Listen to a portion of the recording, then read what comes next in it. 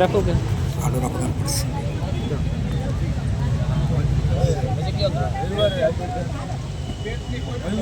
નમસ્કાર દોસ્તો, આપણી સમક્ષ ગુજરાત રાજ્ય દ્વારા મોદી દ્વારા સ્વદેશી અપનાવો દેશ બસાવો અભિયાન પુણા નગરપાલિકા દ્વારા જોરદાર તૈયારી કરીએ તો આપણે મુલાકાત કરીએ છીએ.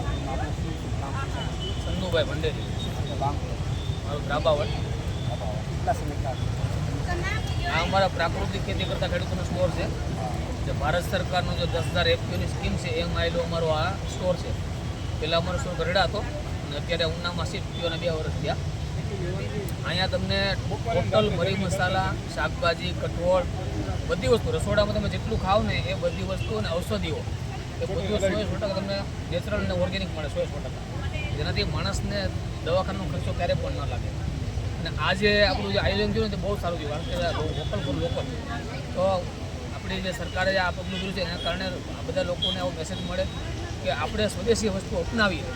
સ્વદેશી અપનાવશું તો આપણો ભારતનો પૈસો આપણા દેશમાં રહેશે અને ભારતની આર્થિક પ્રગતિ થશે. બરાબર, એટલે વિદેશી નિયમન છે તે આપણા દેશમાં આવશે. એટલે આજે આયોજન ગવર્મેન્ટે કર્યું છે બહુ સારું છે. અને આવી રીતના પ્રાકૃતિક પ્રોડક્ટ અને સ્વદેશી વસ્તુઓ તો ભારતના લોકો અપનાવશે અને એને બધા લોકો આવી રીતના પ્રમોટ કરશે તો ખરેખર દેશનો વિકાસ એ 100ની સ્પીડમાં આગળ વધશે. તો સરસ માહિતી આપી કે ભાઈ આજના જે ખેડૂત વર્ગ છે, માનો કે 99% એવું માનશે સાહેબ કે ભાઈ ફર્ટિલાઇઝ કંપની યુરિયા ડીએપી છોડતા નથી. દરેક આર્થિક રીતે કરો છો તો એમાં થોડો બેનિફિટ રહેશે. પહેલી વસ્તુ એ છે કે અમારો રાસાયણિક ખાતરના દવાનો ખર્ચો બંધ થયો. એ પહેલાં તમારો નફો છે. પછી ઉત્પાદન ભલે 5-10% ઘટે છે, એની સામે ગુણવત્તાયુક્ત વસ્તુ મળે છે જે ખાધા પછી તમારો પરિવાર સુરક્ષિત રહેશે. તમારા ઘરમાં કોઈ બીમાર પડતું નથી.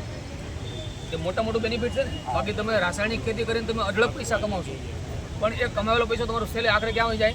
દવાખાનામાં વહી જાય. અને તમે ક્યાં વહી જાઓ? ઉપર વહી જાઓ. એ બધું ત્યાંનું ત્યાં રહી. સારું ખાવ પણ થોડું ખાવ. તમારા શરીરની અંદર તંદુરસ્તી સારી હશે, ઇમ્યુનિટી સારી હશે તો તમે ક્યારેય બીમાર નહીં પડો. બાકી આ જગતમાં આજે એક પણ વસ્તુ તમને સલામત ખાવાનું કંઈ મળશે નહીં. માત્ર ને માત્ર આવા આપણા ગીર સોમનાથમાં 4 સ્ટોર છે. એક કોડિયારમાં છે, વેરાવળમાં છે, એક સુરવાની અંદર છે અને એક આપણું ઉનામાં છે. તો આની અંદર અમારે 300 ખેડૂતો જોડાયેલા છે. અમારા ડિરેક્ટરની ટીમ કામ કરે એમાં.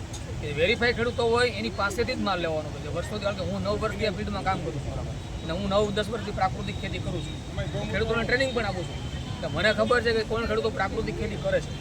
તો એવા વેરીફાઈ ખેડૂતોની વસ્તુ, અને અમે જાહેરાત બહુ નથી કરતા પણ અમારી પ્રોડક્ટ જાહેરાત કરે. વસ્તુ સારી આપી, શાકભાજી પણ અમે આપીએ લોકોને.